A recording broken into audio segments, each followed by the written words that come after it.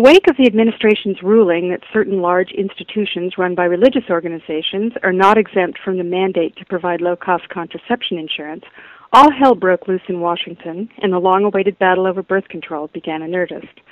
Those of us who follow the religious right have seen this brewing for some time, but it seems to have been seen as a surprise attack to everyone else.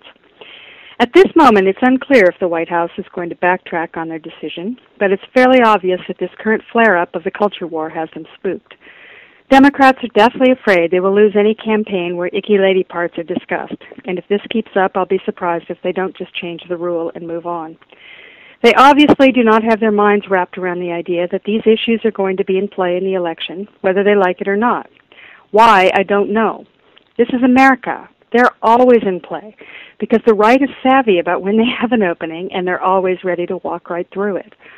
Moreover, the battle over supremacy in the private realm is fundamental to conservative ideology. As Corey Robin put it in his book, The Reactionary Mind, quote, "The most profound and prophetic stance on the right has been John Adams's. He believed, cede the field to the public if you must, stand fast in the private. Allow men and women to become democratic citizens of the state, but make sure they remain feudal subjects in the family, the factory, and the field.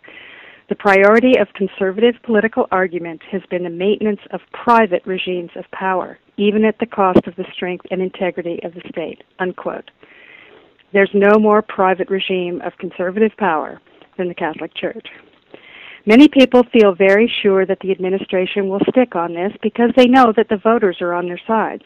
And they are.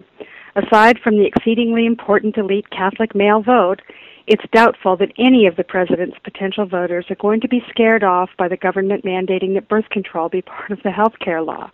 As Rachel Maddow pointed out, the pro-life zealots couldn't even get fetal personhood passed in Mississippi. But that's no guarantee the Democrats won't back off anyway. The Republican Catholic bishops rightly sense weakness, and they're going to push it as far as they can. And the GOP Congress is ready and willing to help them. Skepticism is the best position in any case. But history shows that when it comes to women's issues in particular, the Democrats and this administration have just not been willing to hold the line. It's death by 1,000 cuts, and the GOP is more than willing to play it out one little betrayal at a time. One would think that since birth control is something virtually everyone uses at some time in their lives, often for 30 years or more, there wouldn't be much of a question.